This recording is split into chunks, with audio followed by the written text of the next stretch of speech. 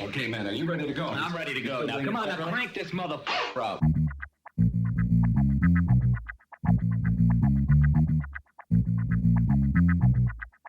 Break it down like this.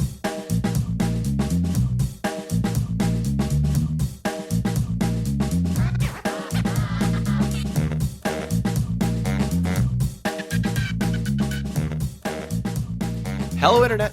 Gino, that Penguino Greco here again with another episode of Deep Listens. And today, it brings me no pleasure to report that we've watched, we've recorded, and we've seen all of Final Fantasy Unlimited, all 25 episodes of this show. And so we have to put it on our Ranking of Fantasies, and we must discuss what we have seen so that you don't have to watch it. Joining me, as always, to discuss all things Final Fantasy, Chris ZombiePie Redacted. Hello, ZP. Gino, I regret to inform you that the budget for the Deep Listens Network has been cut in half, and now everyone needs to remove their left leg. We are also joined, as always, for these episodes by Jeff Rude. Hello, Jeff. Hi, sorry we are delayed a little bit. I was about to record this podcast, but I felt a stir and I had to go, "It has moved," and then shuffle into the bathroom and say, "Soil is my power." It took a couple minutes. That's fair. That's fair. So we're going to discuss Final Fantasy Unlimited. That's how Earth magic works, huh? That is how Earth magic works. Oh, boy. Man, this show. I literally do this every time. Yeah, that's fair. That's the way to prepare. You need to make sure that your insides are empty so that you can discuss a show that makes your soul feel empty, and your mind, mostly your mind. And speaking of bowel movements, let's get through the rest of the intro. Yes. Reminder, you can get in touch with the show at Deep Listens Pod on Twitter, deeplistens.libsyn.com. We have our comment sections and deeplistenspodcast@gmail.com. You can support the show on patreon.com/deeplistens, which gets you access to our Discord. We are very close to having to play Sonic 06, so please do support it if you can. Or if you're already a supporter, you can increase your supporting amount and then add another person to the Discord. That counts as well. So plug Off the Deep End. What are you playing right now? What's coming up next for people who want to check out Off the Deep End? Wizards and Warriors 2000 edition. Very important. You don't play the NES version or the NES game from the 80s that most people know about. This is Wizards and Warrior 2000. Look it up on GOG. Excellent. Our donation incentive includes Jeff. It's almost time for Ultima. I thought you were suggesting I was an incentive, which I am not. Yeah, that's you know. fair. And But we anyways, also, Ultima 9. if you only listen to the Final Fantasy shows, the regular Deep Listens podcast is going to be covering Sea of Stars soon, so that'll be fun. Or depending on when this gets released, we might already have covered it. I think this will probably come out first, though. So to give you a little peek behind the curtain on when we record these things, sometimes they're out of sequence. So, ZP, I've been told you've brought a clip. A clip? I've been told you brought a thing. Oh, you know, my normal bit. I don't refer to them as clips. Clips Okay. are for guns because I believe in the Second Amendment, baby. So, anyways, today I've got food. Okay. What food? Maybe possibly a twofer because I'm pretty concerned about this. I was always told as a kid that if food or don't eat berries that you find out in the wild that are red. Okay. They're probably poison. Can you start eating and Jeff and I guess what you've got? No, You've given us a because preamble. No, because I genuinely don't know how to eat these. Oh, okay. Interesting. So, I've eaten them processed. I've eaten them in jams. I've eaten them as Is this candies. lychee? No, this is cranberries. These are raw ass cranberries. Oh. Okay, this isn't going to end well. No, it's not. So they're just the berries. They're the ocean spray. You buy them bagged, and most people turn them into cranberry sauce. I have to be perfectly honest. I know that this will insult the artisanal sensibilities of Jeff and Gino. I think the best cranberry is the one that comes in the can, and when you take it out of the can, it's still got the ridges on it, and it's in tubular form. That jammy cranberry shit sucks. Anyways, I've never actually eaten cranberries raw, so... Okay, I have just looked up. So you How- just eat them, right? Like, Well, I don't it need says to, like, first- It's First, rinse them. Did you clean them first? yes, I did. I washed them. Okay, you've Drink rinsed them. cold Okay, water. good. Then it says, yeah, you can just eat them like blueberries. So I'm gonna just. I'm guessing the ones that are like deep red are sweeter, and the ones that are like pale are not sweet. You just go nuts. You know, try a whole spectrum. Okay, how about you're right, Jeff? How about I eat like 6 at the same time? Yeah, yeah, that's for the best. yeah. yeah, Let's have 6. All right. Put a lot in your mouth. One at a time. I want you to eat 6 of them. Oh, I've never eaten a raw cranberry. Have you, Jeff? oh, no, thank you. I almost certainly have, because Ah, I'm an open-minded guy. But there's a poison. reason you don't. oh, what the fuck? You know how dried cranberries have a ton of sugar added? Oh, boy. It's to prevent this.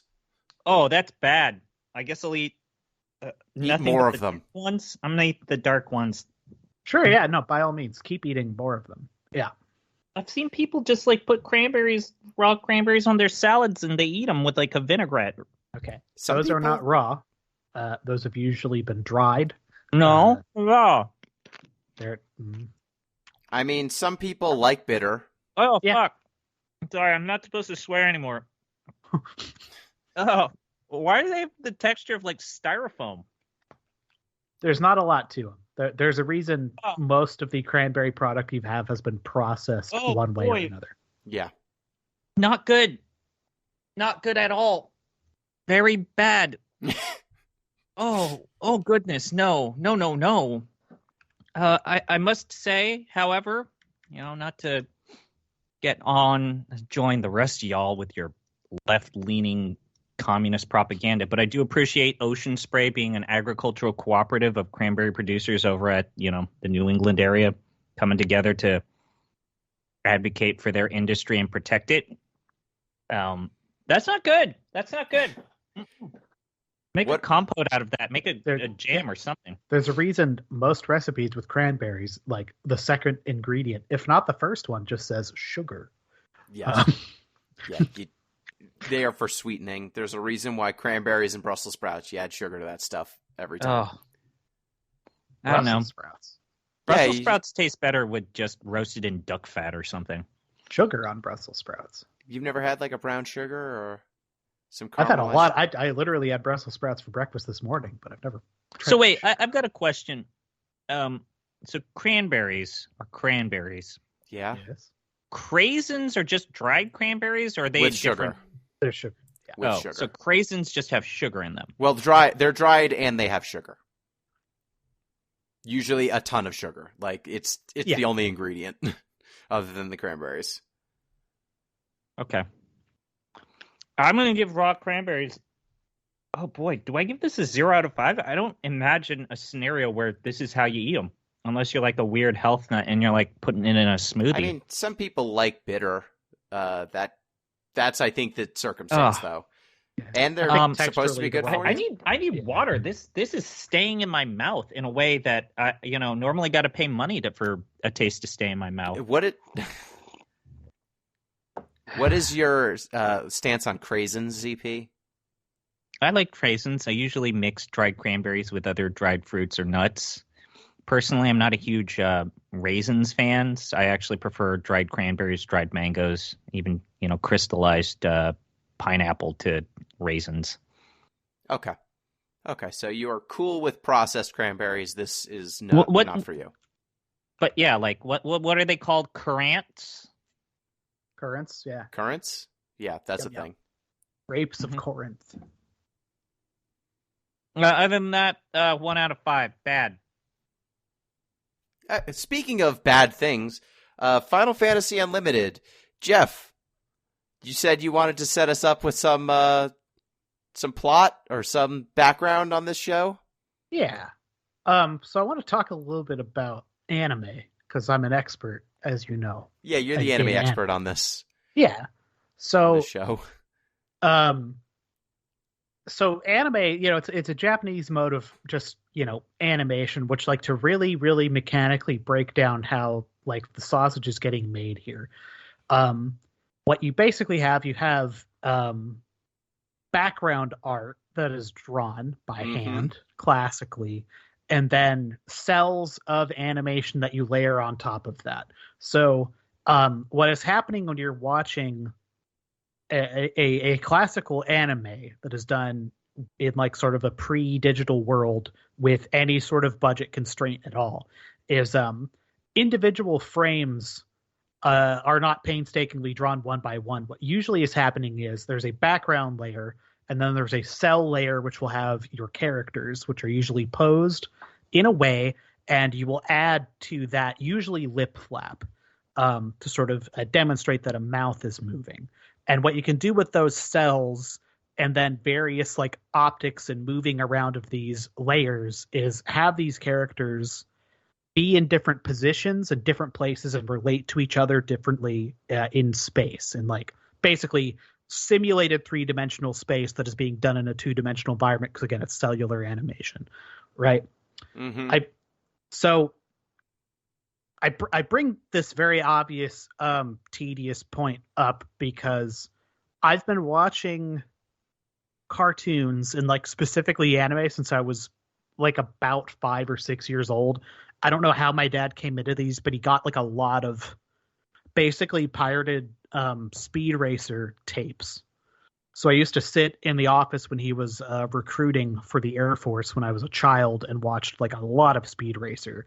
And then like some Sailor Moon kind of seeped into my life like a couple years later.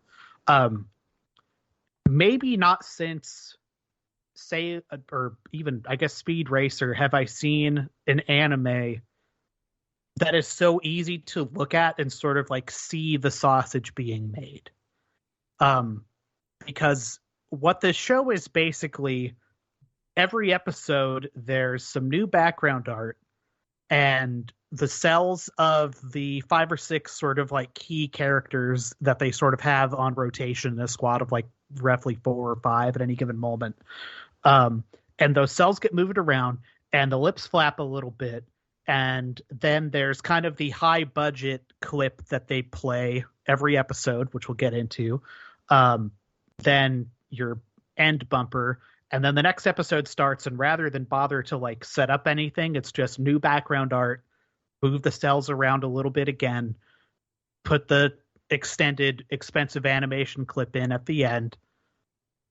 That's the show. And like the reductive thing is that's every show. That's like literally every show. But the key difference is most anime has stuff happening. Usually a plot, for instance, like a story it's trying to tell.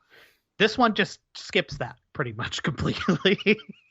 It's insane. It's one of the most amazing things I've seen. Yes, this is all filler, no thriller. It's incredible. Like you said, imagine if Scooby-Doo, they just never solved mysteries. Imagine if it was just the Scooby-Doo running animation, and they're like, that's good enough. How many times can we use that? Every to sprinkle in the only interesting context part of this, because this is made by a studio which like ZP is going to be able to talk a lot more about than I am, but the time part of this I think is interesting, not just because of the Square, like the timeline for that company specifically, but in terms of when this got made and what anime had at the time. This was made right in the crease where they were beginning to incorporate a lot of digital animation stuff. So there, in addition to classical sort of like cell anime work, there is also some very turn of millennia gaudy looking CGI that also like creeps unfortunately into this show. Think reboot. Think Transformers Beast Wars. Like that is it specifically reminded me of Blue Sub 6. Yes. It's like that's kind of like the quality we're talking about. It's a little better than reboot. It's a little better, but I don't want to give it too much credit. Anyway, not much. This thing. So should we give so let's place this into historical context, because that explains a lot of what's going on here. This show came out, it started its run October 2nd, 2001, and then ended March 26th, 2002. It was kicked off right before The Spirits Within, and then The Spirits Within happened during the run of the show, correct? So massive failure? I have The Spirits Within coming out in July. Basically depends on if you count like the exclusive like pre-release thing or the main release, but either July 2nd or July 11th, 2001. Okay, so it happened immediately before. Before this. Immediately. They didn't know how bad of a failure The Spirits Within was when this show launched. Square Enix would realize mid this show's run that they were hemorrhaging money, and The Spirits Within was a catastrophic failure, and they had to fire everyone.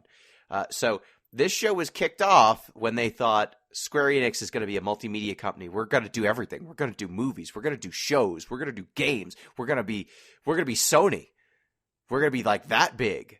And then they found out midway through the show that they weren't. So this show was Square Enix working with Studio Gonzo, which, ZP, do you want to explain Studio Gonzo? Studio Gonzo during their early phases, Studio Gonzo was founded or basically really made into a formal outfit of former Gainax people. If that's a name that kind of jumps out to you, most of you might know Gainax as, wait a minute, they're the Nadia and the Neo Genesis Evangelion people. Yeah. And also people associated with, Hideaki Anno, one of the most important people in the history of anime. More modern history of anime. So the weird story with Gonzo is that these were animators and writers who were working with Hideaki Anno from 90 to around 92. So they were members of the Nadia team. And before they kind of were, or after they were done with the Nadia movie, which is a whole different thing that we don't need to get into, these are the Gainax employees that decided to create their own company and not join Hideaki Anno with the production of Neo Genesis Evangelion. And whether you want to make the assumption that, these are the people that knew that Neo Genesis Evangelion would be this pained and anguished production, or they just decided to do their own thing, is still up for debate among people who have been associated with Gainax in their first generation. But basically, they were on for Nadia, some of those early Anno productions, and then they left before Neo Genesis Evangelion. So Gonzo starts in 92. They get formally incorporated in 2000. So they were basically doing assistant works and getting licensing agreements. They were basically, before they ended up becoming their own formal company, they were just, helping other people do their stuff. This is the fourth television production that they did almost entirely independently.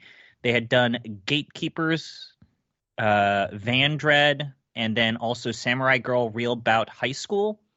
And the very, very unusual thing is that they were easing into the, anime industry. They hadn't really made a name for themselves. They were working mostly with licensed properties. They still are. After Final Fantasy Unlimited, which we'll talk about how its production was kind of this pain process, immediately, if not in tandem, the team was almost split in half, if not dedicated entirely to the original anime adaptation of Hellsing. So not only was this like the redheaded stepchild with this outfit that was small, like at one point, I think they were only like 12 employees, usually, this is something that we'll talk about, but outsourcing most of their animation to South Korean subsidiaries or partners.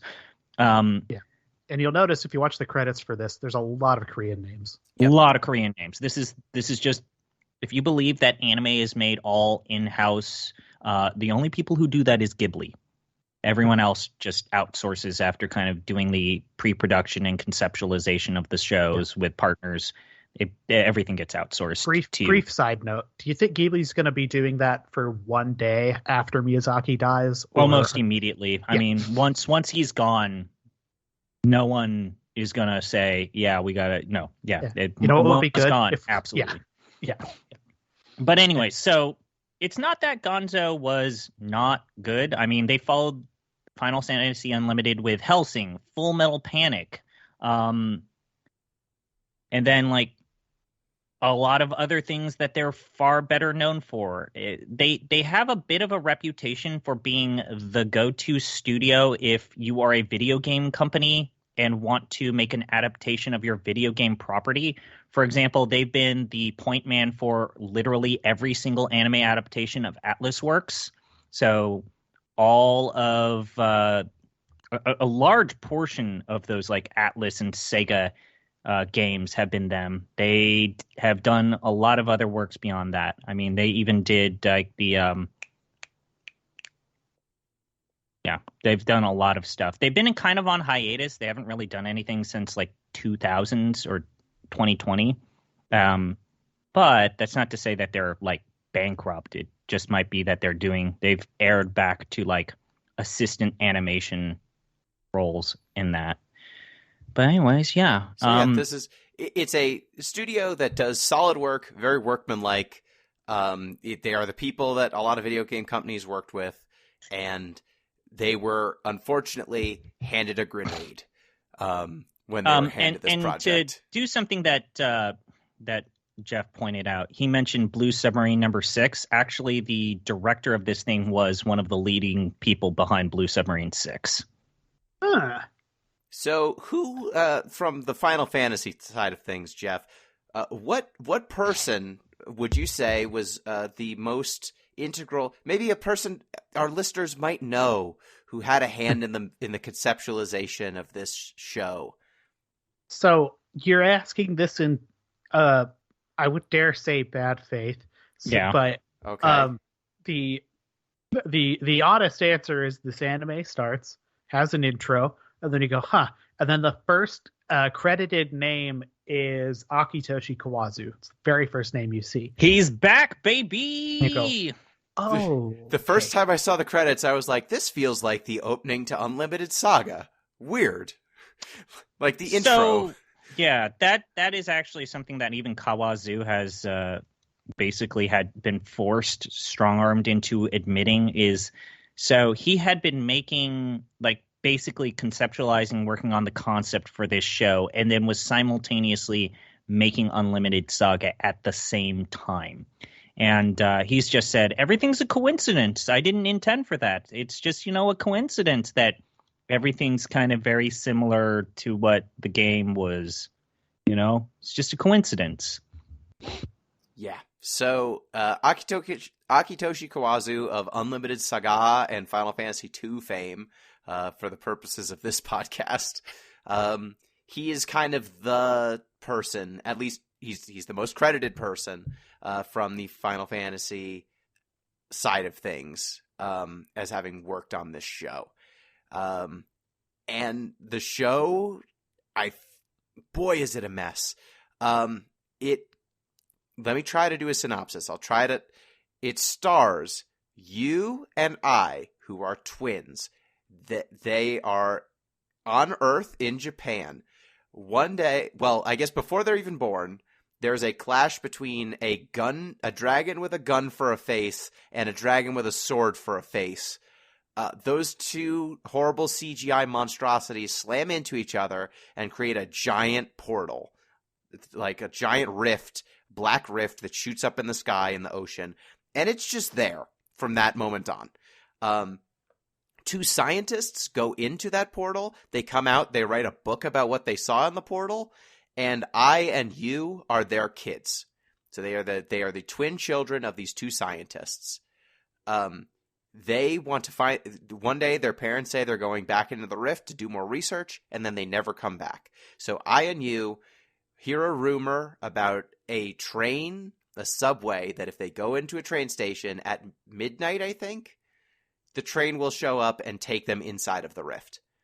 And so they go to the train station, they find this train, get on it, and it takes them to Wonderland, which is the world inside of the rift, which is actually a bunch of worlds just barely stitched together with transition sequences where they're on the train. On the train, they meet Lisa Pacifist, who is their mother figure and caretaker for the purposes of this show. They also very quickly meet Kurokikaze, or the Black Wind. He's Vincent Valentine. Yeah.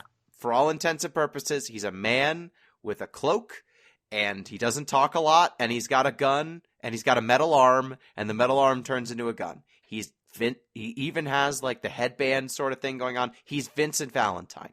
So I'm glad you brought this up. Which Final Fantasy game, and this is going to be a bit of a push, but which Final Fantasy game and its respective fan base do you think that they were most trying to target with this thing?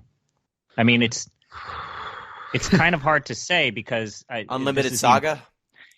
It's not just Unlimited Saga, but like this is clearly going for a children, young audience target. Yeah. Gino, you're not going to take this well, but I think the answer is 9.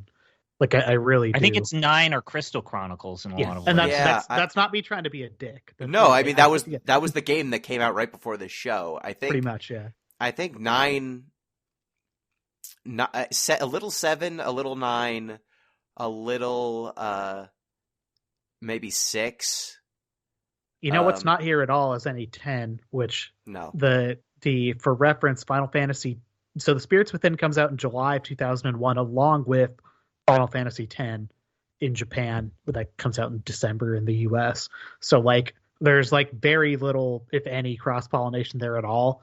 So it's basically the older quote unquote games, which kind of makes sense because they existed, and like that's kind of this dude's wheelhouse. Basically, like he is most known for basically making like some very weird Game Boy RPGs that spawned a series that did pretty well on the Super Nintendo. Like, I'd be curious what Kawazu has to say about like Final Fantasy X, or kind of any of the later games, I suppose. But also, it also makes sense because Kawazu was working on Unlimited Saga. He probably wasn't in the Final Fantasy X. If he was working on this and Saga at the same time, I can't imagine he had the time to be in the 10 room to get influenced by it. Somewhere else.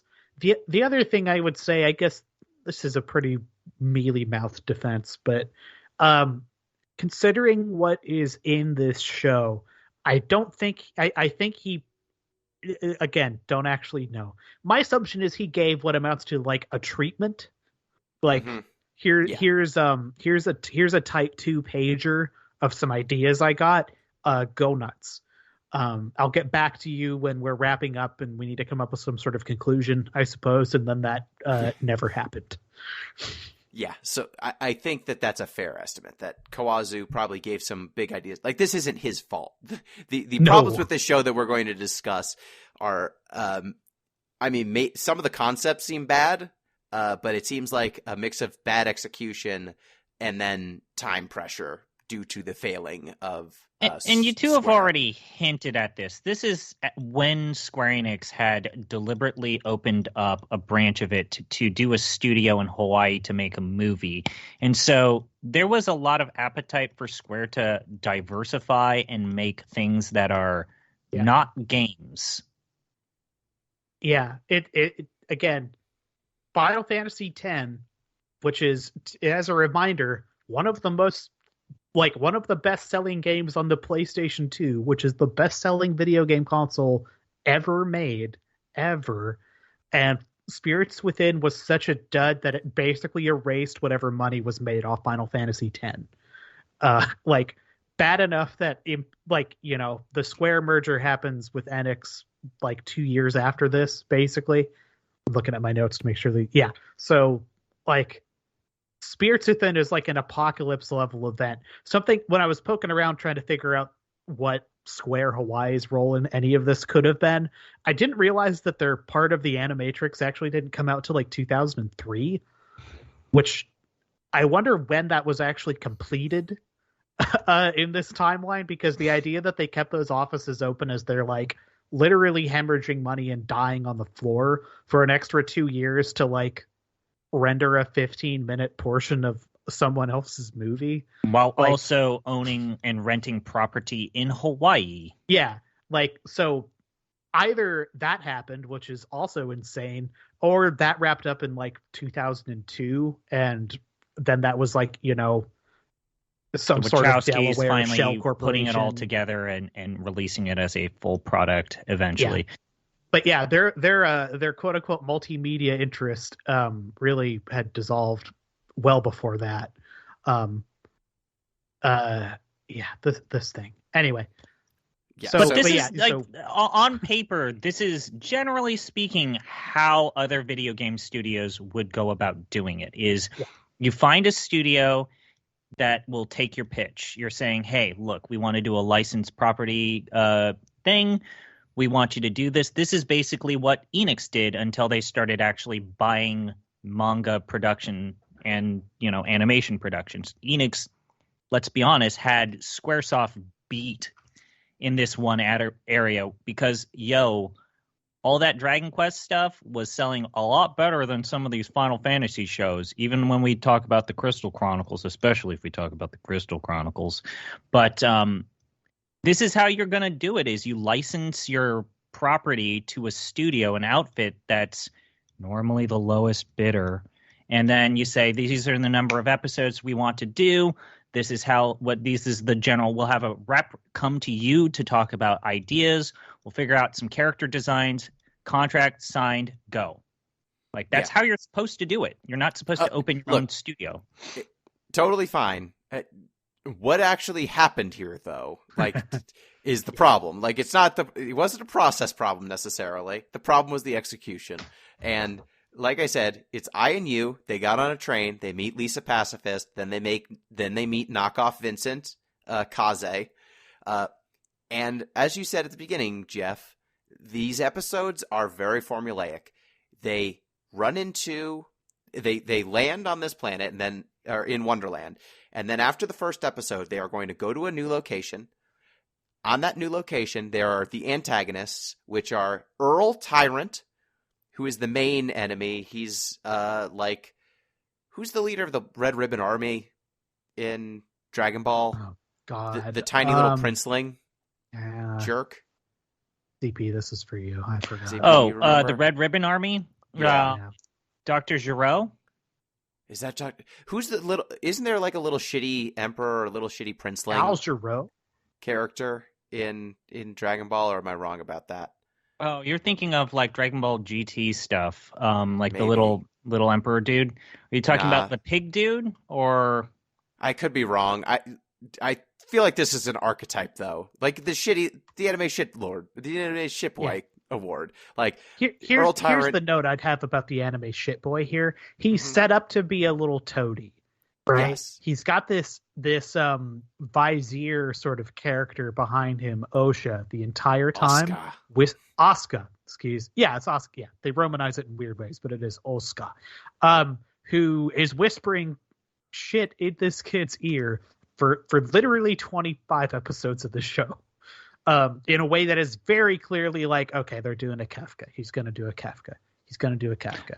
Obviously. Oh! I think I know who you're talking about. You're talking about Emperor Pilaf. That's it, Emperor Pilaf. Yeah. Yes, I'm thinking of I haven't Emperor thought about Pilaf, that name in a long time. and that is who Earl Tyrant is throwing. And every episode, they will cut to him in his shitty lair with Herba, who is like a flower woman, Oscar, who is his, I guess he's like a puppet master. He's like a vizier with a mask on, and sometimes they zoom in on his eyes and they look scary.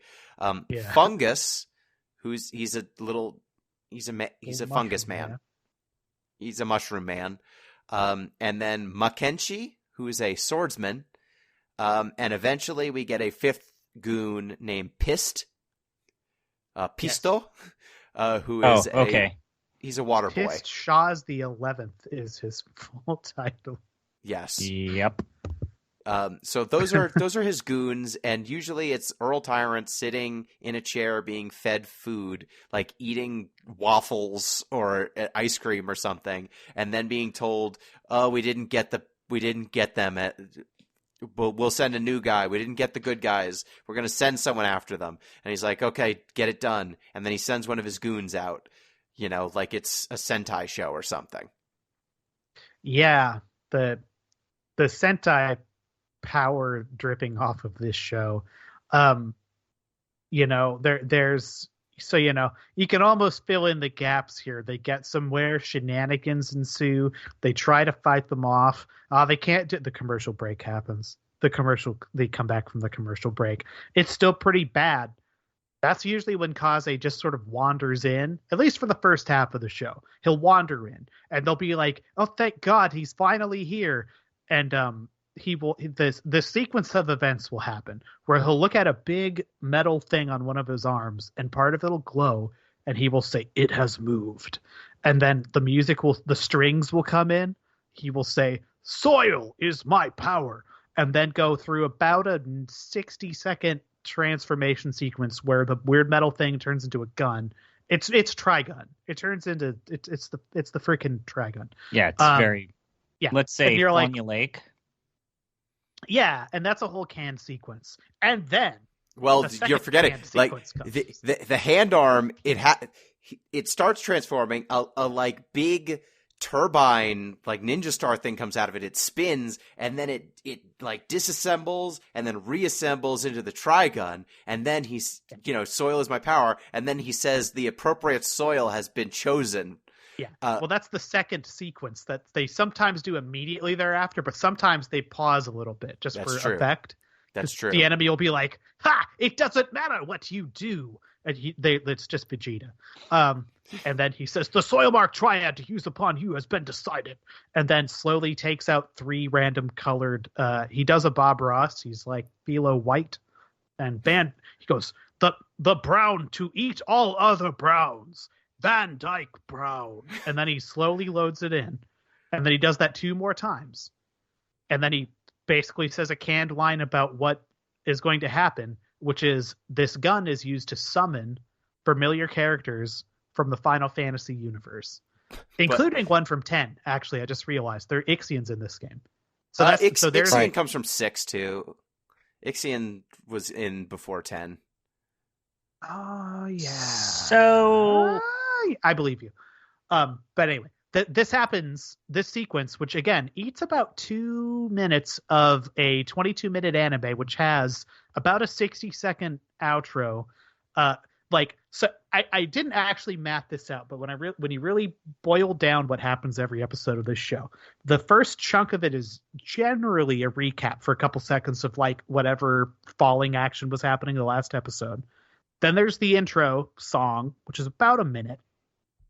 Then you have about 30 to 45 seconds of a sort of mystical guide character called Fabula. Fabula. Introing the episode. It's the same animation. They'll cut in like interstitial clips from the episode, but it's her like regimented. Basically setting the scene. It's just her in a close-up. Yeah. So that alone, you've got about a minute and a half to 2 minutes of the show is recycled footage. The gun transformation, about 45 seconds. The firing of the bullet, everything from loading the gun to firing that, about another 45 seconds. So 90 seconds there every episode. The end credit song, about a minute and change. And then the final Fabula sort of says farewell and intros the episode a la End of Evangelion, a la every anime ever. There's about 5 to 6 minutes of every 22-minute episode of the show that is literally just footage you've already seen, like every single time. That's actually being somewhat generous. That's somewhat generous of you, Jeff, because this is not the only transformation. Kaze's gun is not the only canned animation that they reuse. Lisa Pacifist has Kigen arts, which she can use to do magics by summoning the spirits around her. She has a canned animation where she will do a like prayer pose and then show her hands, and that takes about 10 seconds. Now, eventually, I made a note in episode 12 where Lou Lupus, a character who shows up for 3 episodes earlier, gets their own transformation sequence too. And they use that every episode she's in. You get Chobi, the Chocobo. There's a Chocobo in this show. It eventually gets a transformation sequence. That takes about 10, 15 seconds. So any given episode can have 2 to 3 transformation sequences that you will see multiple times with no variation. And then, Kaze, when he shoots the gun, he will summon a summon of some kind. early on, they are sometimes original, but eventually they even recycle the summons too. Yep. So they get the character models. They get to use those again. Mackenzie can also summon, and he only summons one thing. He only ever summons some sort of sword dragon. So they get to reuse that character model every time You're that he also summons. forgetting, Gino, the fact that the enemies they fight are sometimes formulaic and redos of characters they've already fought before. So we're not even seeing new enemy attacks sometimes. We're just seeing repeats. The four lords of Gaudium who work for Earl Tyrant, Fungus specifically is like very, very, very defeated and destroyed and like obliviated like at least twice, but he just comes back like every time. Yeah, he can regenerate. Yeah, which really kind of sets the table for how non-existent the stakes are, because nothing matters. You can't really defeat anyone. There's no real direction of where they're going at all. Like, they want to get on a train. Like, this is almost too cruel to even bring up, but I was literally watching The Fellowship of the Ring today for a little bit in Spanish, because we were like, we've never watched it in another language. That would be fun. And that film, goes to pains to show you maps at various points, not in a very tacky, like, here's the map of where they're going to go, but like in the world, people have maps and have like an awareness of where they are in space.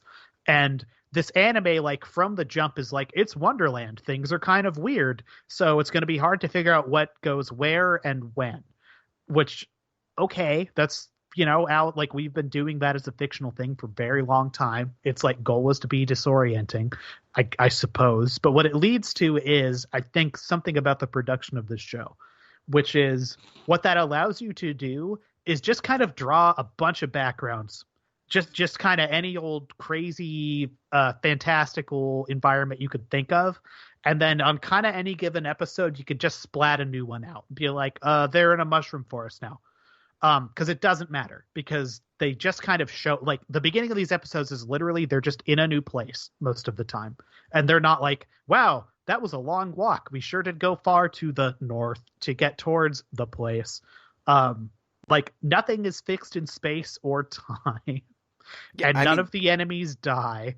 And nothing. Very soon it becomes clear that nothing matters at all. Yeah, and all you and I are trying to do is find their parents. So you could just say, every episode, the train gets to a place, they get off the train, for what reason, who knows? It's not like they ever eat or do anything. All they do is jeopardize their making the next train. Yes.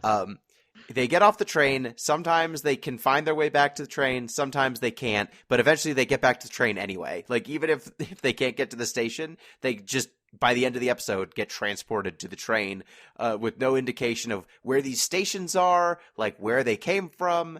They just appear on this new painted background. And then the train is in like this hyperdimensional space that has no entrances or exits. The train is a CG monstrosity, too, should be noted. Yes, it's a CG monstrosity. And so, like, every episode, they do that. And when you said earlier, Jeff, that Kaze just shows up, I can't emphasize how ridiculous his showing up is. Because he's not on the train most of the time. Like, he's on another world. And Wonderland, we find out, is an amalgamation of all these worlds that have been consumed by Wonderland, by this space. So, like, they were all individual worlds, and then they all got eaten, and now they're... Have you ever seen the episode of the new Futurama where they have an Amazon warehouse? No, tell me about it. Okay, there's a fake Amazon I think it might be Amazon. They might call it Amazon. No, I think they call it Mamazon or something. But it's a warehouse. And, it's an Amazon warehouse. They're shipping goods, and it keeps growing because they keep offering more goods. And by the end of the episode, the warehouse becomes sentient and starts expanding further and further and further and further until it consumes the entire moon, and then it consumes the earth, and then everything is within an Amazon warehouse. Okay. That's kind of what's going on here. Like, everything's still its own independent world. They seem to be somewhat connected, but very loosely. But other than the fact that these worlds are inside of Wonderland, And it seems like the process of getting absorbed into Wonderland means your population gets genocided. So that seems bad. But otherwise, these worlds are pretty intact, it seems. Right? Yeah. Yeah. And, there is a resistance. There is a resistance, but, if you didn't know you were inside of an Amazon warehouse, it seems like life goes on pretty much as normal for these people. It is a very Saint Elsewhere-esque existence in a very stupid way. Yeah, and they seem mad about Earl Tyrant, but in a, we don't like that we're in Wonderland, we used to not be here, but it's unclear how their lives have really changed, other than a bunch of people dying. The people dying, but, the world still functions. So that's something that I feel like this show does an iffy job about. So these twins, they're twins. Yes. They travel into Wonderland, and Wonderland is a parallel dimension. It's not composed of many other dimensions. Home dimension. They're going into this parallel dimension to find their parents who have disappeared because. And in doing so, God, guys, does that mean that this is an isekai? No, this is just sci-fi stuff. And in doing so, they come into this dimension where they meet an antagonist who may or may not be associated with their missing parents. It's really just indeterminate. They don't even know this antagonist exists for most of the show. Yeah, No. and that's the mustache twirling, Dragon Ball, not even Dragon Ball Z aspect of this show, which, to be perfectly honest, this show feels out of date. It's kind of miraculous that these are people who worked with Hideaki Anno and were associated with Nadia, kind of this cutting, new era of animation storytelling and production style. This feels like a throwback. This feels like it's 5 or 7 years out of date in terms of how the story is structured, how these characters are basically being framed, even the archetypes that we're using. Because when you figure out that this show, and I ended up looking it up, so this aired on, let me look it up real quick. So this aired on TV Tokyo's Network 6, so primetime television at 6:30, which is basically primetime television. That is a good slot. This is the Toonami slot for those of you that are old enough to get that reference. And so the shows that it was going up against are X, Zoids, Baki the Grappler, the original series in the early 2000s. They may or may not have aired at the same time, but just to give you an idea of the 2001 shows that were airing on primetime television: Cyborg 009, Fruits Baskets, Rave Masters, Rave Masters, damn, the original Shaman King, Project Arms, and then this is the credit to Gonzo, where I think they started to realize, oh crap, we have to put money in this other thing that we're working on. Hellsing and Hikari no Go. So, and also Project Arms. Yeah, you said Project Arms, and Battle. But you might notice a bunch of these shows got exported to the United States and international audiences. Final Fantasy Unlimited, not one of those shows. That's not true. So I'm looking at my ADV DVD copy of this show. Yeah, this right was picked up by ADV Films, and it got an actual pretty lovingly made box set. Yes, it did not air on television. It didn't air on television, is what I was getting. But they translated it. They translated it. They took the time to get actual English voice acting for this thing, and they made a promotional DVD that was special for this called Final Fantasy Unlimited Prologue Phase 0, which basically just the entire history of Final Fantasy animated and summarized. It's like they did the Animatrix a few bits early, but Final Fantasy. And they went out of their way to talk to the people who worked on this show, interviewed the cast members. It's a lovingly made box set. I don't know if Jeff has all parts of it, but it is a shockingly big package that was even for some of the big names in animation didn't get this treatment. Yeah, I've got mine is I've seen a couple different versions of this that are probably from different reprints, but mine is mostly a white slipcover with 5 thin case DVDs that are kind of black spined. The first disc, not all of them, but the first disc has this kind of amazing early 2000s, like, let's call it like a 3-minute sequence of just like getting you hyped to more hit products from ADV. And it's just like, Japanimation, it's on sale. You can get it. DVDs are the coolest thing ever. It made me honestly super, super broken and nostalgic for a while. I'll cop. I watched this thinking this might be something I could get my wife to watch with me. She likes to unwind and watch television, and she watched way more anime than I did in this period, no less. Not a fan at all. So I kind of watched most of this on my own time. I watched a whole disc of this on a PS2 hooked up to a CRT in my office. Oh, wow. And it was honestly kind of a nice throwback. As God intended. 13, basically. It was neat. It made me nostalgic for DVDs in a way that I didn't know I was ever going to feel. The fun little thing, though, nice is that ADV marketed this for like teens when this show is very clearly going for kids in Japan. Yes. Which is why when you look at that box art, DVD art for the American release versus the Japanese release, you notice that the sister figure has her clothes like almost completely torn off, and you can notice some erect nipples under that. Hey, yeah. That's Lisa Pacifist. Just half naked. She's never that naked in the show ever at any point. So yeah, and Kaze being front and center is hilarious because he's such a nothing character. But yeah, like we've kind of gone over, the first half of this show is just that monster of the week stuff. They show up at a place, they get off the train, they fight an enemy. It's one of either it's Fungus and they blow him away, or Herba and one of her like plant monsters, or Asuka and one of his puppet beasts, or Mackenzie shows up sometimes. They shoot him with a gun, then they get back on the train. They shoot him with a gun. Maybe you'll probably see a summoning animation or the same gun animation, and then we move on. And like I said, the worst part is when the show starts to recycle enemies. Mm-hmm. That's the part where it's like, oh god, like the monster of the week isn't even something new.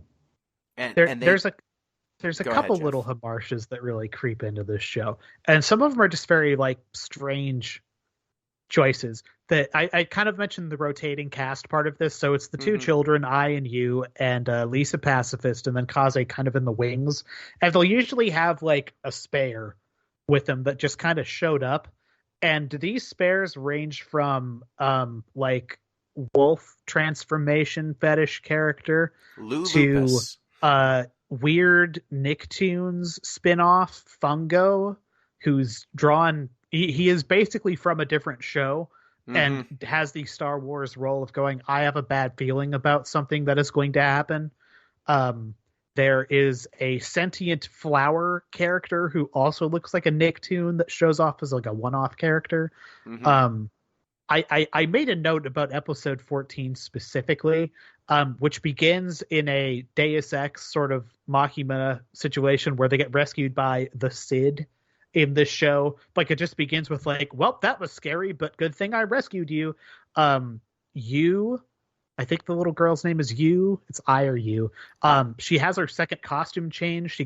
She originally dressed like a normal child from like the 21st century ish, then gets like the Bart's outfit from Final Fantasy V, and then winds up in this like Shrine Maiden-esque outfit in episode 14 through the rest of the show. So that's fun. Cid does his like proper noun gibberish thing for a while. Then there's a lot of just like, gosh, what are we actually struggling about questions. And then there is this montage to the, I forget if it's the intro song or the new end credit thing that they introduce around that episode of just all of the summons, which takes like 3 or 4 minutes. And it's like not really doing anything else except just like showing you a bunch of like CGI like it's showing you someone's like Blender resume. Yeah, that you've seen already. Yeah, from the episodes they were in. it's at that point I think I was like, okay, there's not nothing this show is going to do is going to pull it out of whatever it's already in. Like this is already pretty screwed. Yeah, and Like you meet the Comodine, which are the Resistance, which is Sid, Yeah. Miles. She's a lady who's got a crop top on. That's her thing. Who's the leader? What's the leader's name of the Comodine? He's got the mustache and the cigar. Nave. Yeah, he sucks. And then they have a bunch of dudes in masks who shoot blow darts. And they're the Resistance. You meet them once in the first 14 episodes. After, I think it's the 14th or the 15th episode, the train that they're on gets destroyed. Yeah. And when the train gets destroyed, they then transition to rolling with the Comodine, who are in this sub named Jane, because Sid names all of his machines after women, because he's the horny guy from, every anime. He's the horny guy in this show.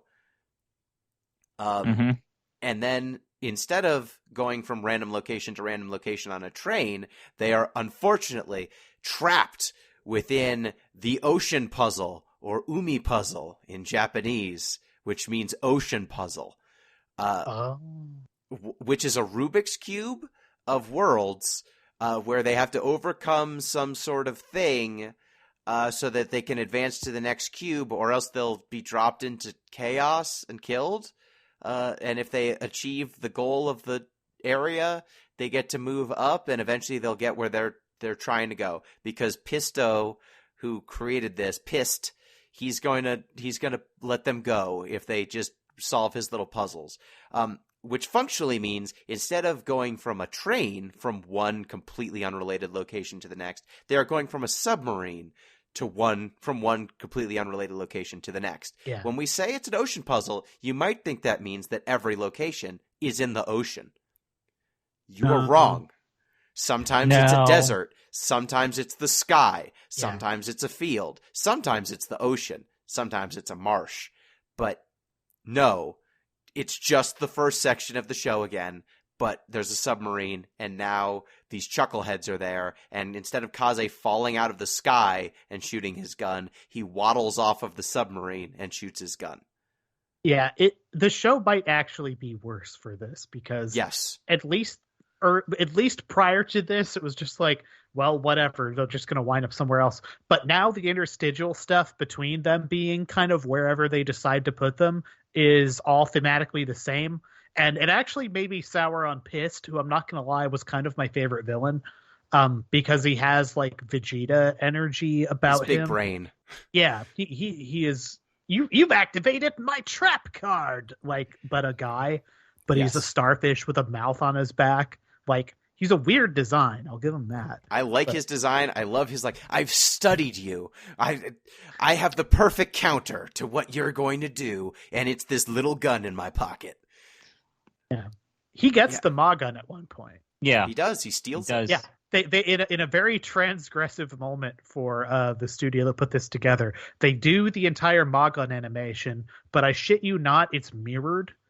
Like that. It's literally, instead of going from left to right, it's going right to left, and it's like purple tinted. And then when he shoots, he has a very Ultros vibe to him. If anything, it feels like he's Ultros. It's a very generous read you've given it, but I like it. But then like he survives the thing exploding, because like Kaze's like, anyone else who tries to use the soil will die, because I can only use that because of reasons a wizard did it. And you're like, oh my god, is Piss dead? And then he's just like, I'm still alive. I'm made of water. You can't kill me by blowing me up. I think the reason why they did that is they didn't want to do the animation for a new villain. Oh yeah, for sure. I mean they kill off one villain. They kill off Fungus. No, he keeps coming back. No, I mean in episode 13, 14, like they have him. They eventually kill him off. So they have him die, and then he comes back. And then, like, one of the only unique moments in this entire damn show is when you go to Fungus's homeworld, and he's like, I'm going to fight Kaze on my home turf. He can't kill me here because it's fungus. I regrow, I regenerate, and when I'm in my homeland, I can do it even faster, so he can't even kill me. So they like fight, and fungus is like, I'm in my homeland, I'm defending it, I'm going to defeat you, Kaze. And then Crux, the little spy thing that Asuka makes, starts putting fungicide that kills all of the fungus, and Mackenzie gets involved, and then they just kill. They kind of Kaze committed shoots a genocide. second bullet. Yeah, They committed a genocide to get rid of the fungus. and then Kaze shoots Meteor Master, who is not a summon from any show, and he summons Meteor, and then kills Fungus, and Fungus dies for real. But who cares? Because then the show just goes on like nothing happens. Yeah, I have my own theories as to why this show is the way that it is. Other than, the budget got cut, which we'll talk about later. But again, this is, I'm not going to say perfect, but there's something about, let's say, the production structure, style, and like this workmanlike quality to the show that feels like old school Doraemon and like Speed Racer and like cutting the corners. But even then, like, that was 20 years out of date by the time this show came out. Like, children's media had gotten better even in Japan. Like, it wasn't great, but like, early One Piece puts this show to shame, and it has a very similar vibe of we show up in a place and then we leave and maybe we get a new cast member. I guess the thing on to that is that this is an entirely new universe. This is a bunch of people that are trying to feel out a licensed name, yes, but characters that don't have any grounding or source material. Like, we got to make this on our own. And I mean, the only Final Fantasy things are the summons, and there's a chocobo. And then in the final 3 episodes, like 4 or 5 episodes, there's a cactar. Who talks? That cactar talks. And a Moogle. They introduce a Moogle in like episode 22 or something. It's ridiculous. And like, nothing happens in like this whole show. It's amazing. They just go from location to location shooting the gun. Lisa, there's no backstory there. You see one episode where they tell you about when Lisa like trained with her mom to learn how to do her special magic. And then one flashback where it's like, Lisa, you need to smile more, basically. Her mom tells her on her deathbed. And so Lisa has a fake smile. That's it. We don't know anything else about Lisa. Why is she there? Why is she looking for INU's parents? What's her deal? She says she's looking for a boyfriend. Is she? Is there a romance between Kaze and Lisa? No, there isn't, because Kaze doesn't talk. Kaze, almost all he says is, it moved. I've chosen the soil to shoot you. Ma gun, go. Like, that's almost all he says over the course of the entire show. It's incredible. They just kind of waddle around, and occasionally I will pull out Poche Poke, the little pocketbook that will spit out random items that they need. Yeah, it's just a plot bot, basically, that is just always on them. Like, whatever shit they need just springs out of this stupid little, like, Schnauzer Terrier-looking bag. I don't want to belabor this point either, but, like, there's at least 2 instances of this show where they have some very period-appropriate, like, gay panic shit that's just also very fun. There's a scene where I think it's Sid or Kaze is knocked out, and Nave. It's like, I might have to do CPR on him. And he's like leaning down, and he's just like, There's another scene where Sid, in an episode, the entire drama of the episode is Sid has been transformed into a frog and must figure out how to untransform himself. And Sid encounters a shower, which he glances on, and he thinks, I think Miles or Lisa is in there. Lisa's in there. Yeah, and he's like, oh, well, she might be able to kiss me and turn me back into a dude. And then he's like, that's really inappropriate. And then he's like, yeah, but...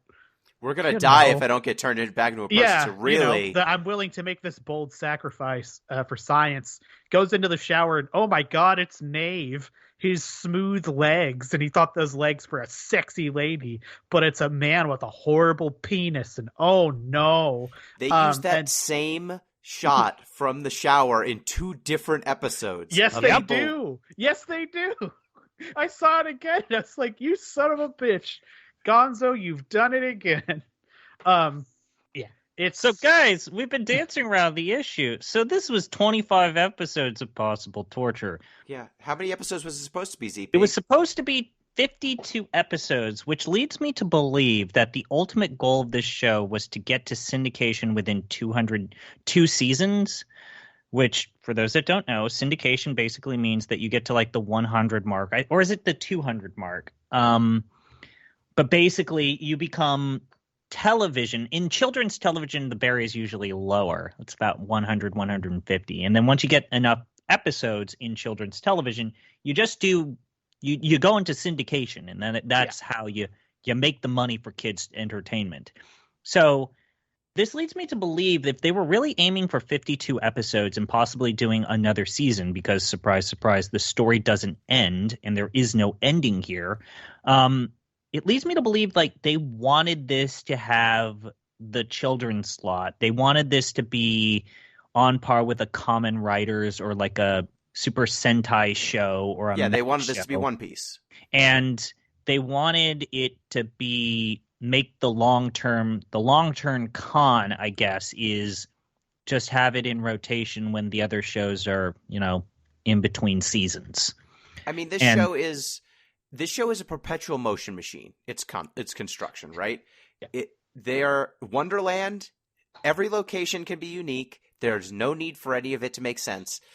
The only thing that needs to be contiguous is the main cast and then the main villains. Everything else can be moved around as needed. And so you can tell whatever story you want in whatever location you want. You can reuse all these animations. Like, this was supposed to be the most just churn and burn setup it possibly could have been. They can chase INU's parents forever, right? Mm-hmm. Yeah. They don't need to resolve anything.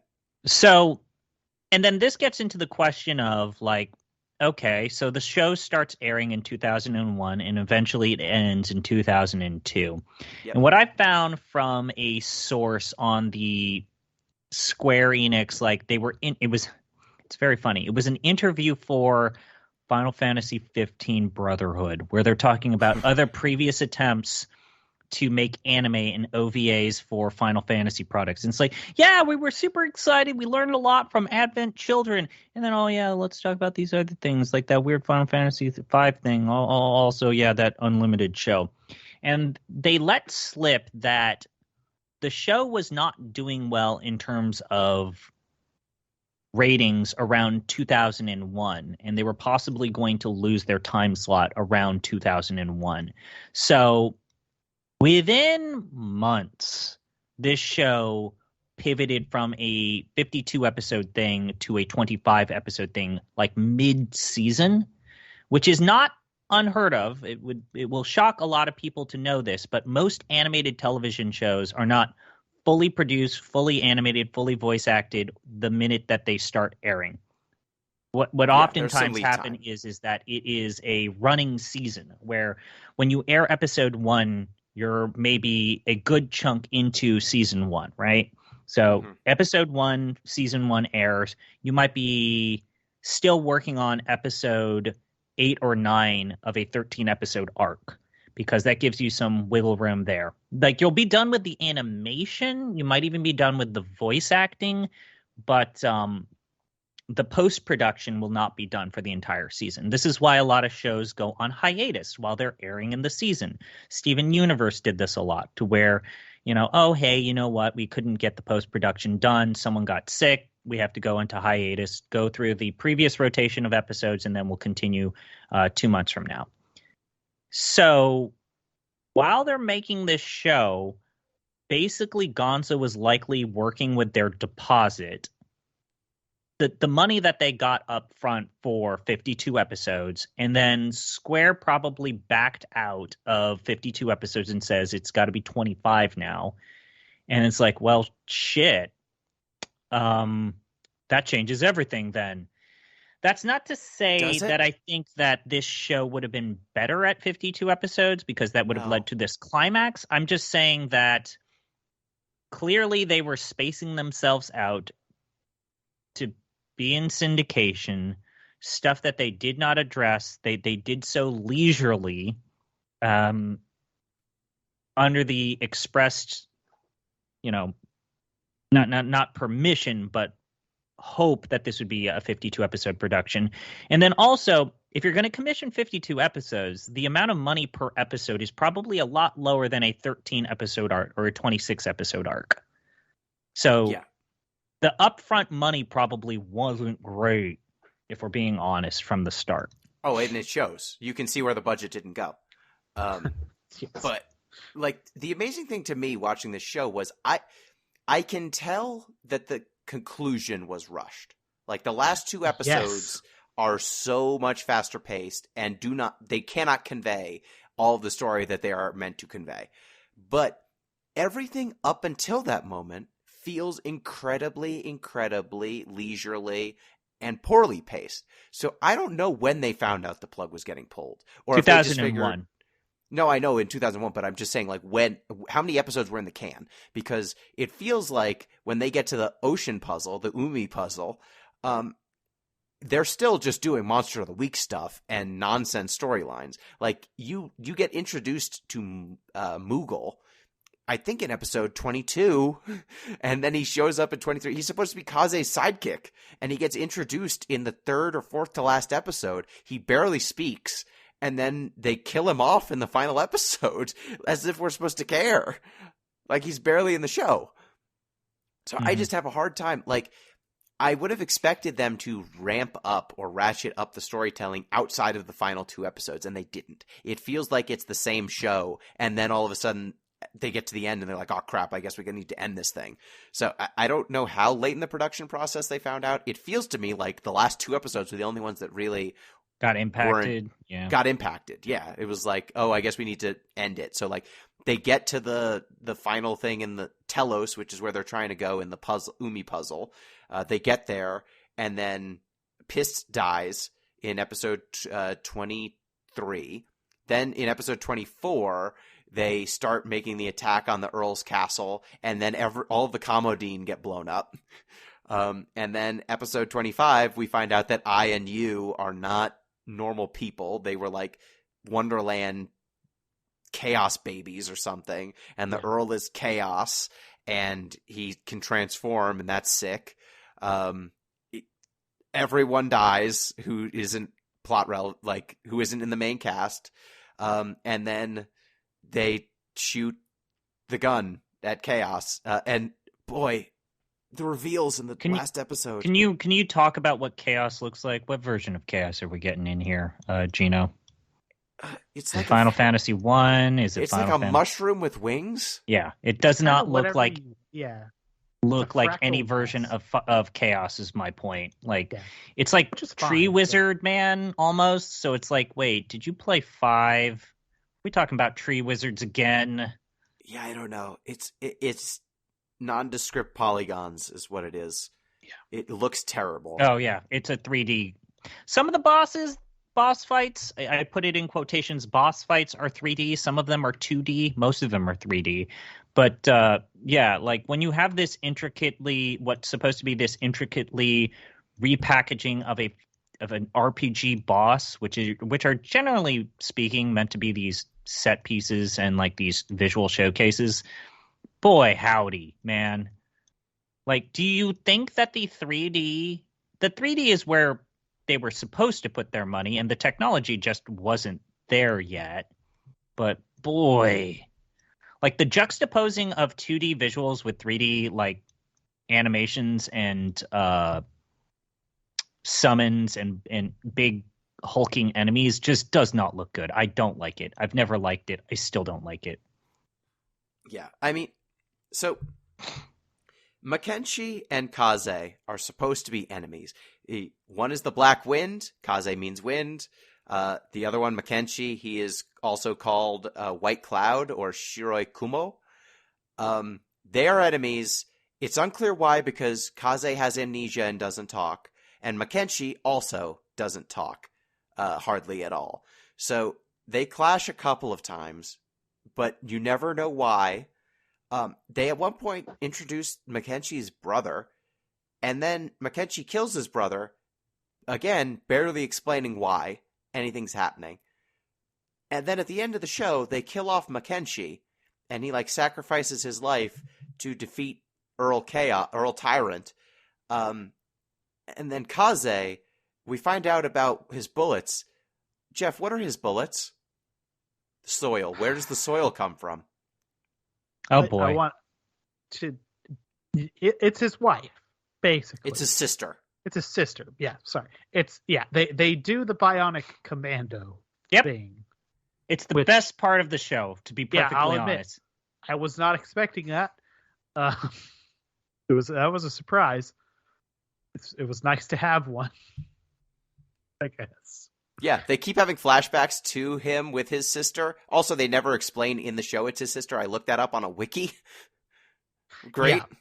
They never say who this person is, what their relationship is, where the thing he's flashing back to is. Whatever happened, it looks sad, but I don't really know what it is. So, yeah. Well, good. Yeah, we know this woman said, "Use the soil of my life."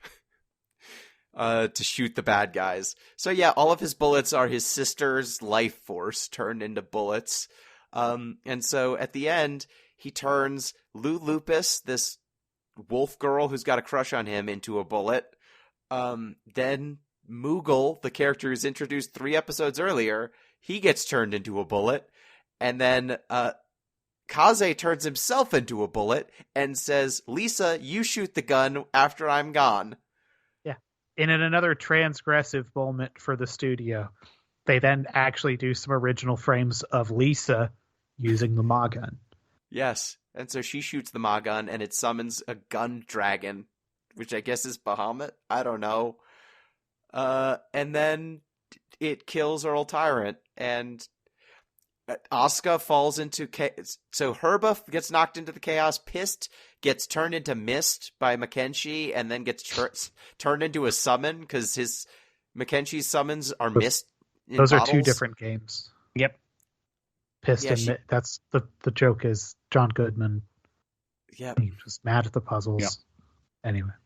And so he summons. He does the summon, and then everyone die. All the bad guys die.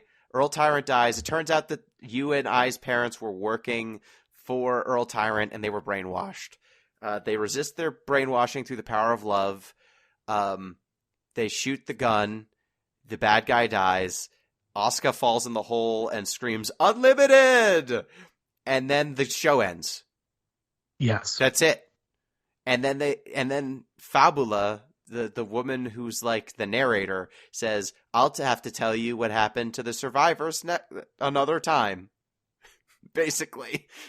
So, yeah, this is the weird backstory to this, is that we basically beat the driving, overarching villain of what we would call season 1. And with the destruction of Earl, the characters are basically not anywhere closer to finding their parents, which was their initial motivations. Obviously, this show did not continue because it did. Well, they find their parents. They just it's clear that they fast forwarded to they need to find their parents so that we can end the show. But there are the story does not have an actual ending. No. Oh, most definitely not. So this is where it's time for your favorite part of ZP Talks About Multimedia.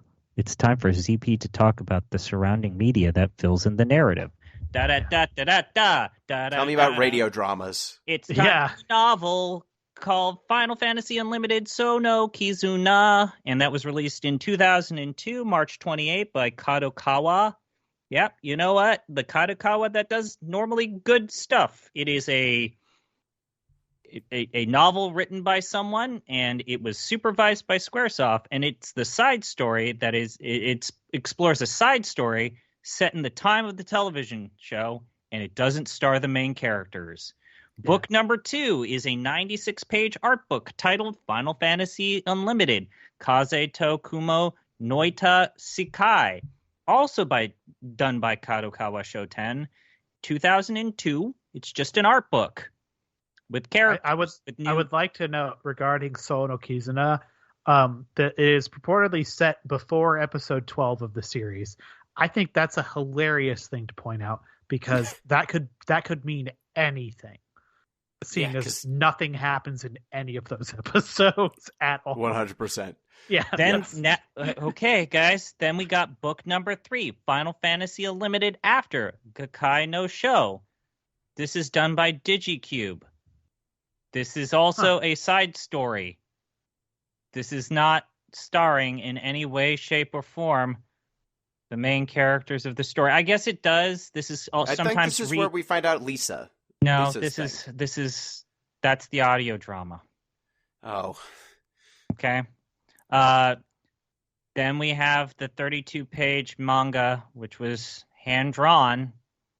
And then we also, which is an adaptation of a 120-page script written by Atsushiro Tomoika.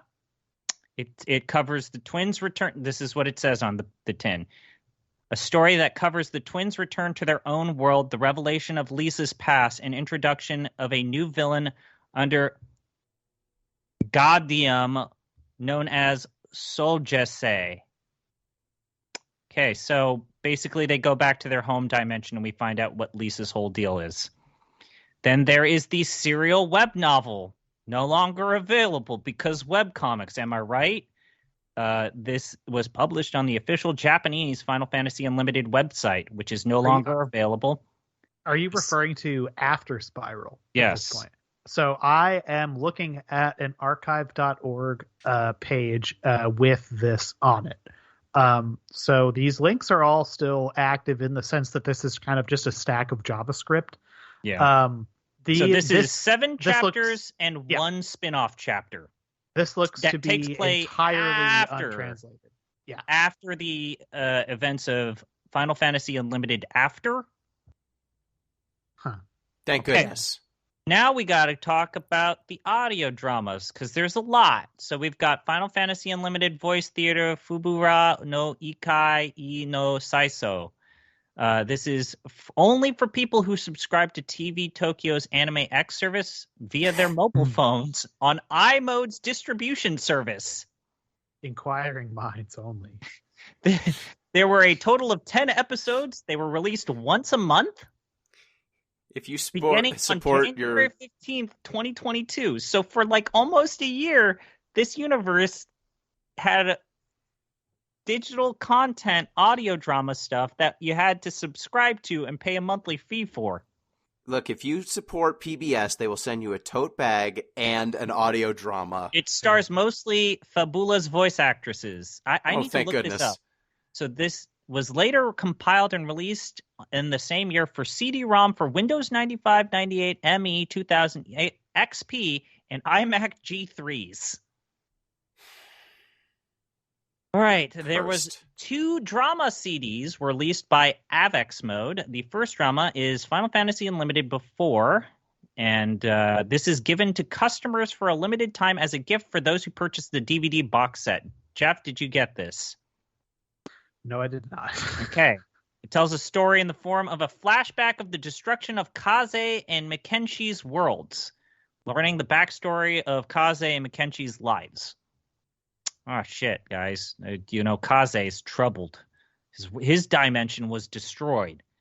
We got to go back and find out about that. This was followed up by Final Fantasy Unlimited After Part 2, and deals with Komoden's final attack on Gaudium and brings a conclusion to the conflict between Lisa and Soljese. Sure. Okay. This character who's not in the show.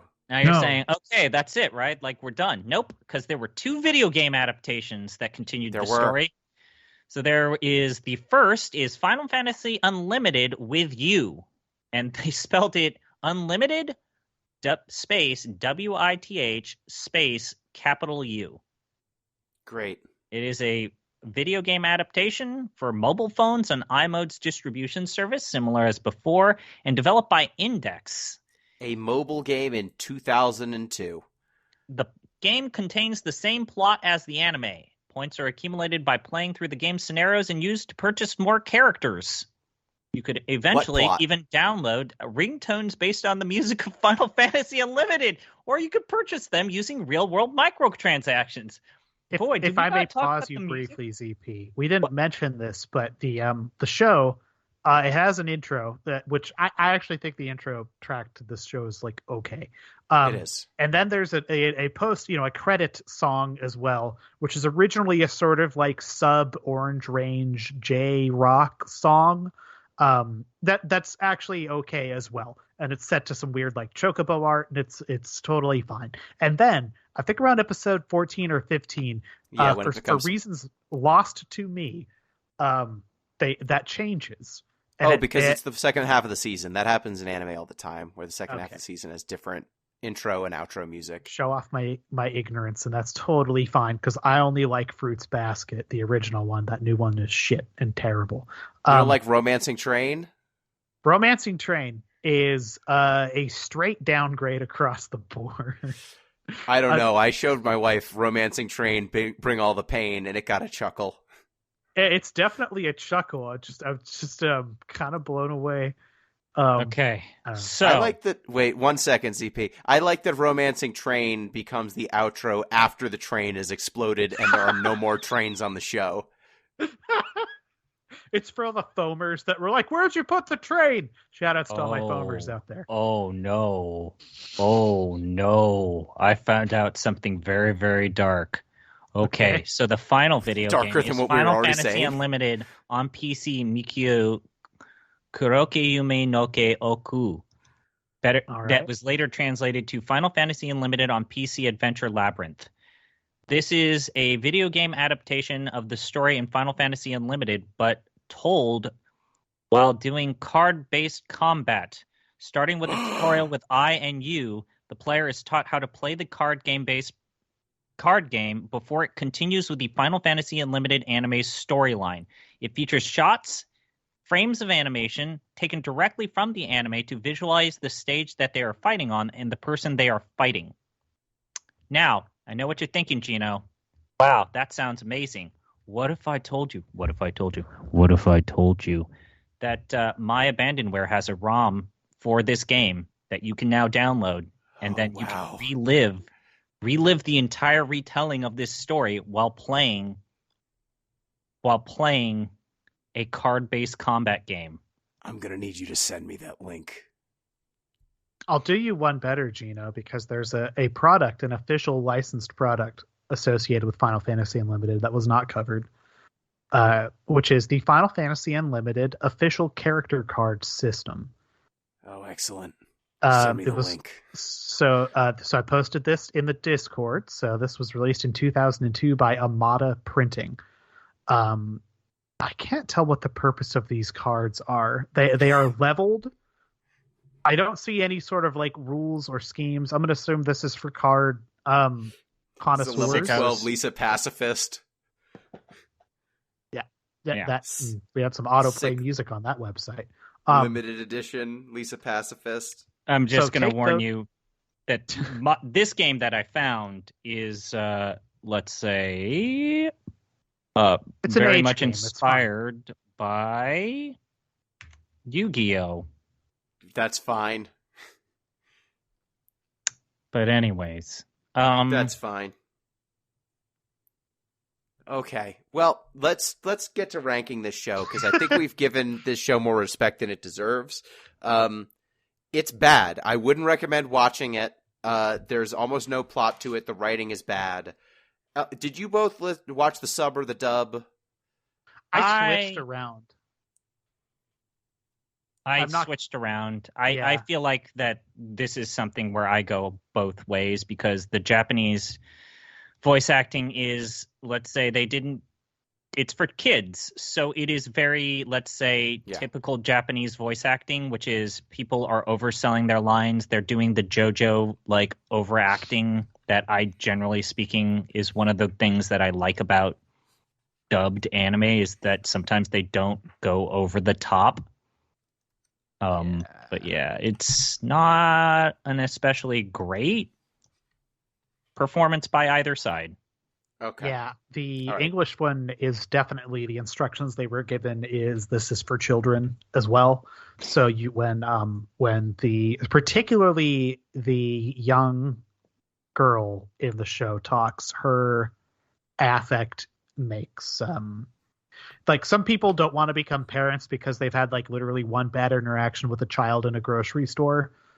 And she's kind of hits that register about 80% of the time. It just kind of parks there. It's pretty abrasive. Hey, Gino, out of curiosity, is there any representation of Final Fantasy Unlimited with the trading card game? No. Yet? No, they don't acknowledge this yet. When am I going to get my Final Fantasy? When am I going to get Kaze and his soil gun using his wife bullets? And then also, when am I going to get Spirits Within Steve Buscemi as a card? Square! I need this Sid so that my Sid tribal deck can get another Sid, my engineer tribal deck. I'll settle for Steve Buscemi. Okay, so here's the list of Final Fantasy properties. Our current ranking of fantasies goes as follows. Best Final Fantasy, Final Fantasy 6, followed by 9, then 10, 7, 8, 7 Remake, 5, 12, the Final Fantasy trading card game, Final Fantasy 13 Lightning Returns, Stranger Paradise, Final Fantasy Origins, Final Fantasy 1, Final Fantasy 5, Legend of the Crystals, Final Fantasy 3, Dissidia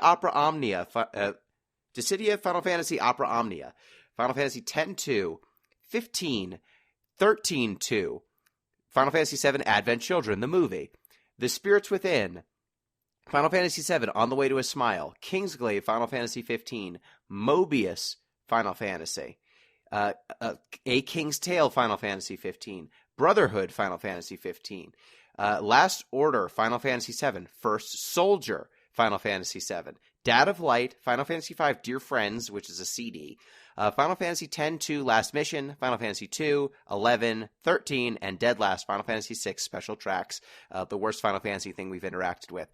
I vote we start from the bottom. Hey, I also realized that we forgot to mention, like, one of the Parthian shots of just, like, the Doyen. Mwah! This has a very, let's say, an anthem ending. So in the very last scene before we call it quits, we see two mysterious figures that the group encounters. It's Black Wind and Mackenzie. They say that they're beings of incredible power. They lost their world, and then smash cut to black. So, yeah, they're unlimited. So they say unlimited, and you have to go. It's called Final Fantasy Unlimited, and they don't talk about what the unlimited part is. Yeah, unless you go into the side content, which is like the people what can summon. They're called unlimiteds because their power is unlimited. Anyways, so just thought I'd mention that because I feel like we didn't talk about it. And they're the last two, Mackenzie and Kaze. No, Black Wind. Yeah, okay. Kuroki Kaze. Okay. I'm not gonna lie, man. So we should start at the bottom. Yeah. Is it better or worse than Final Fantasy VI Special Tracks? I think it's better. Yeah. I mean, there's more meat on this bone. Like this is like they're both empty. They're both. The bones are rotten. The bones are bad, but they are rotten. But there's more to this than literally just repackaged music that nobody asked for, and or they're even bad remixes. I like when the Chocobo eats a dead pepper in this show. That's fun. I like when the Chocobo grabs Ai by the hair and thrashes her around. Yeah. The 5 times they show that sequence is it's funny every time. The first time you see some of these animations, it's kind of good, right? I like when Kaze shoots the phoenix and then it erupts out of the body of its target. I like that. If we simply must put this below Final Fantasy VI Special Tracks or above it, we can. I would prefer not to Not because I think this is like abominably like bad in a way, but I think it is like so shockingly dull most of the time. So like personally, if it's got to go above special tracks, okay, but I would kind of stop there. I think I'd put this below 13. I'm thinking that it's either better or worse than special tracks. 13 I hate. It's one of my least favorite things I've interacted with. I would show someone 13 before I show them this. And that says something, I think. Do we the like barrier to entry to these special tracks though is far lower. It's like we're talking about 25 episodes of nothing. Of absolutely nothing. It's like just nothing. Yeah, almost no redeeming qualities. Like it's not even representing the media. Like if all this was like the Advent Children of like, hey, look at me do my super, isn't that cool? Like that sequence where all the characters perform their super in Advent Children feels like what this show is trying to do, and then it just does the same super 18 times. Yeah, and it fails at it.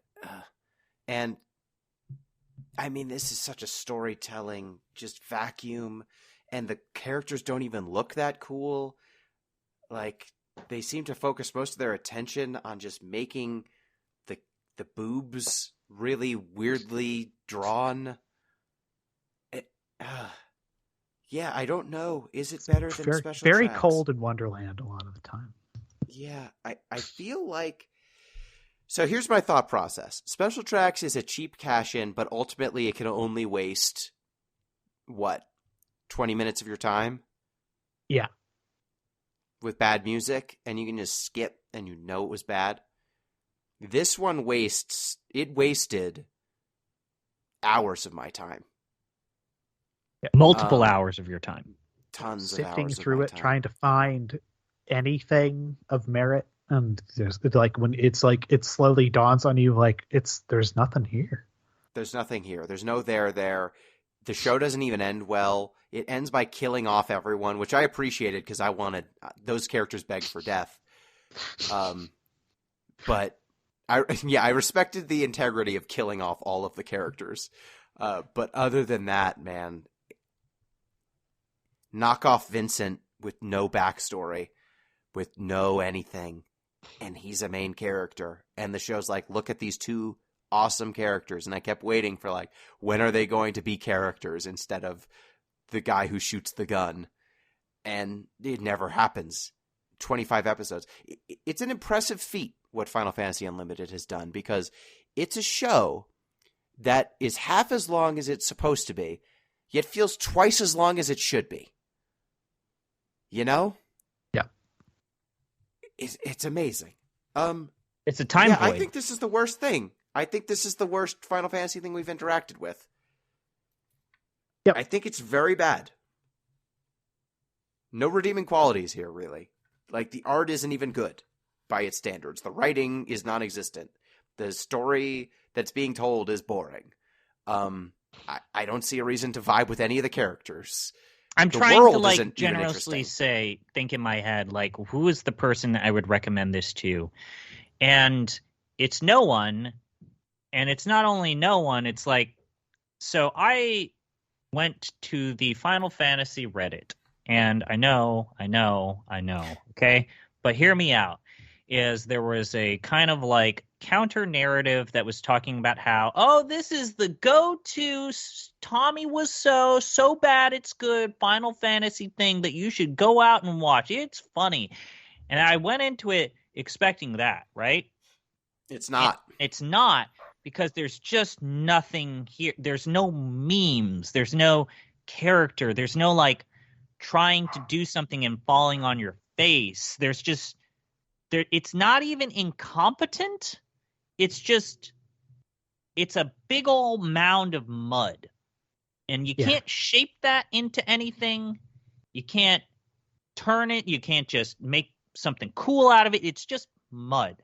Because the minute you try and put some shape and rigidity to it, it just immediately gelatinizes and it goes back to being a big old wad of mud. I mean, the funniest thing about this show is it's moved soil is my power. The appropriate soil has been decided.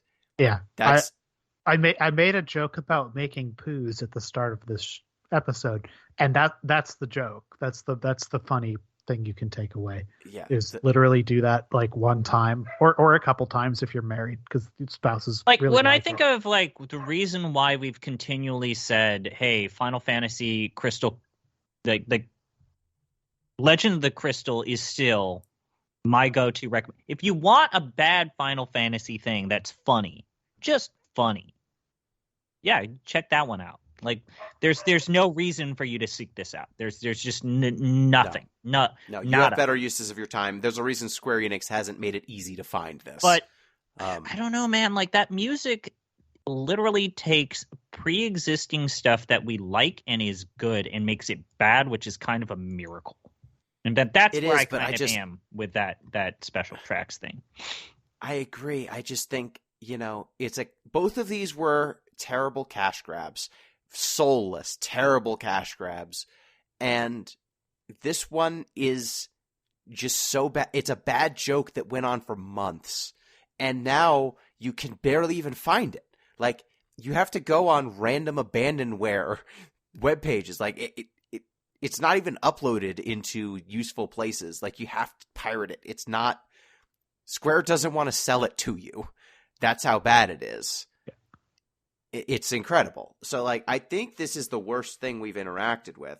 It wasted so much of my time. I've learned nothing. I feel like the dude who's doing the exam in Billy Madison, is it Billy Madison?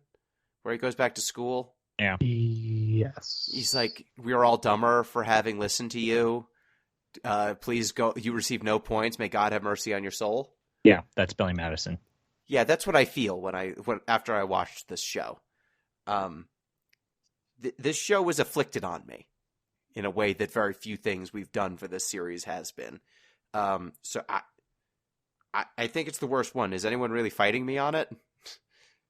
I guess not. I was more like saying that Special Tracks is also vile. Like, they're both bad, but like it goes on the bottom. It goes on the bottom. Okay.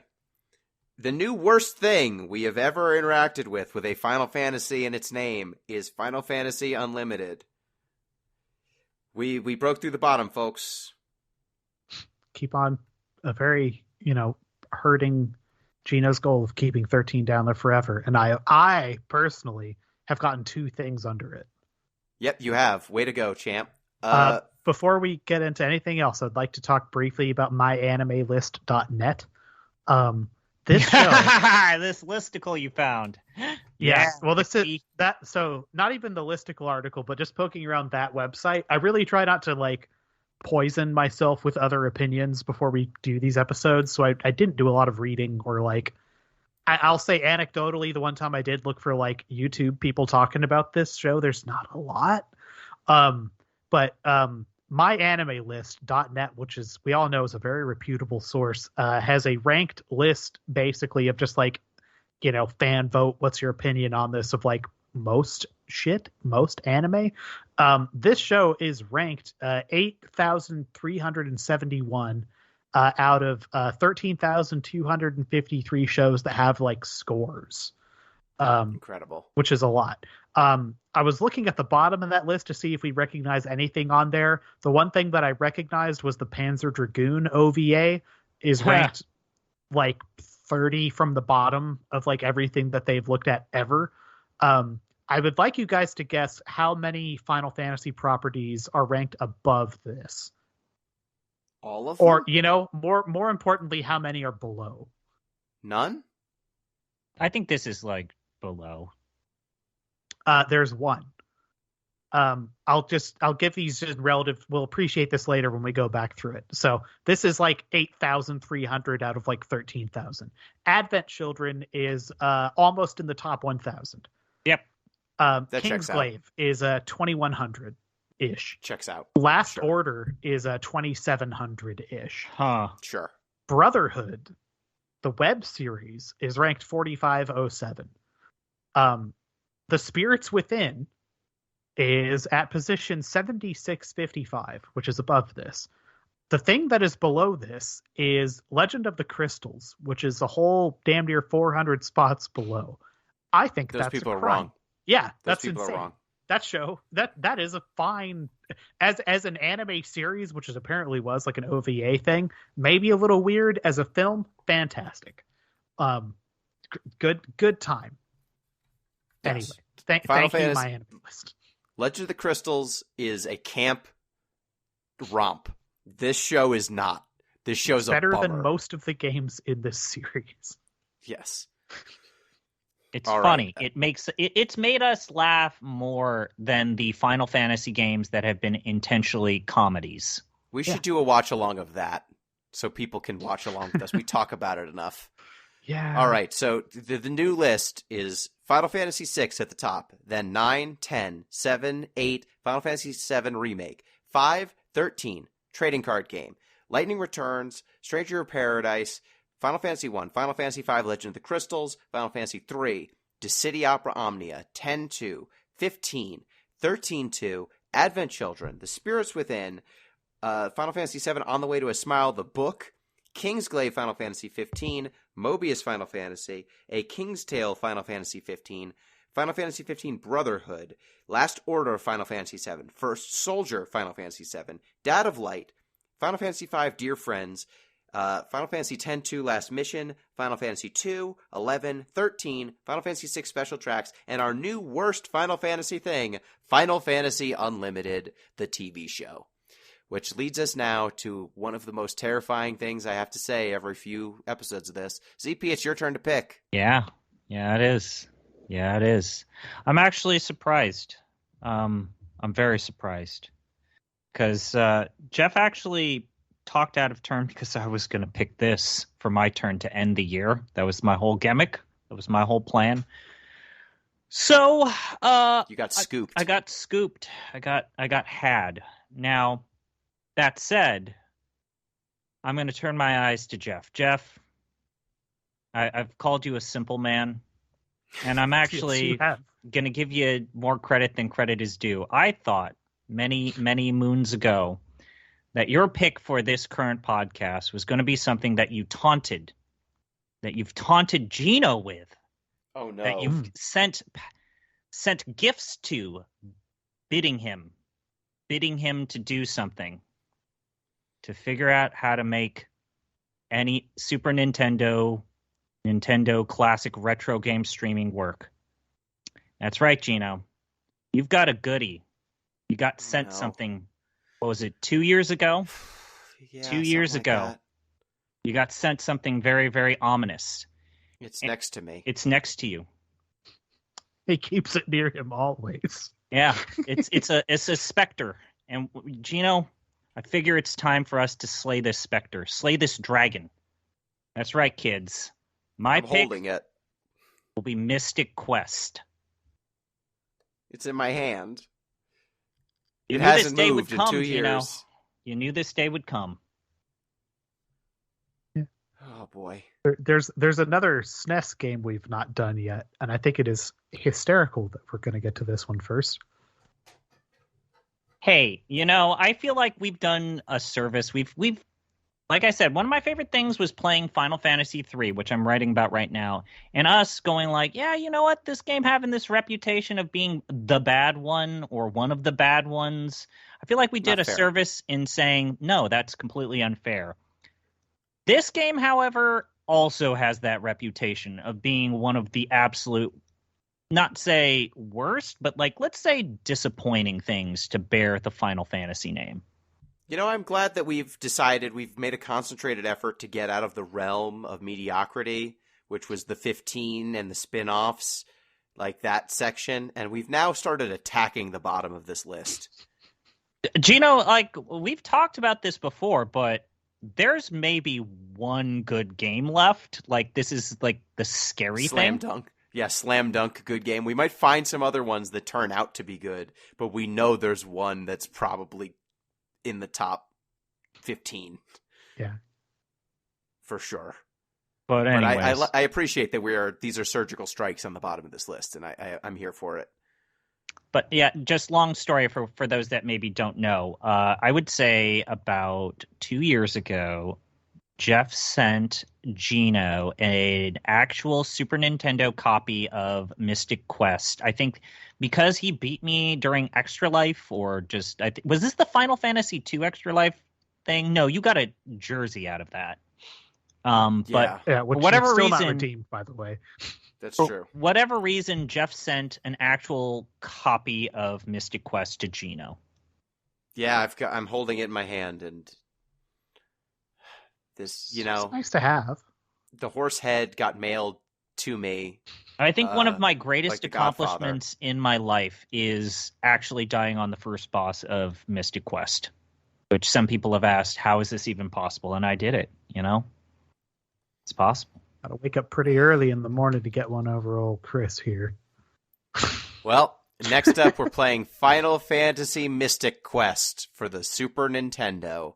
Thanks, everyone, for listening along. Reminder, you can get in touch with the show at DeepListensPod on Twitter, deeplistens.libsyn.com. We have our comment sections, and deeplistenspodcast at gmail.com.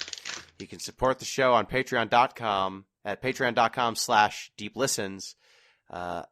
Thank you, ZP. I've still got this bitter cranberry taste, so I'm going to get some milk chocolate, but I got to make sure that it's milk chocolate. Yeah, it's soft. Okay. Thank goodness. Thank you, Jeff. I have nothing to add. I'm happy that I got to share this amazing show with you. I'm going to keep these DVDs, I've decided. Leave that one to your descendants Yes. so that they can have this very important estate DVD. planning. Yep, Final Fantasy Unlimited. That needs to be dropped in the middle of the ocean when I die. It can't be left to any Bury human me being. in it. Just... Is this going to Bury me be in what my you DVD take, cases. Jeff? You're going to be on an aged man 20, 30 years from now, and you're going to be on Antiques generous. Roadshow. Rude. You're going to be on Antiques Roadshow, and you're going to be like, I've got one of the last remaining box sets of Final Fantasy Unlimited. How much is it worth?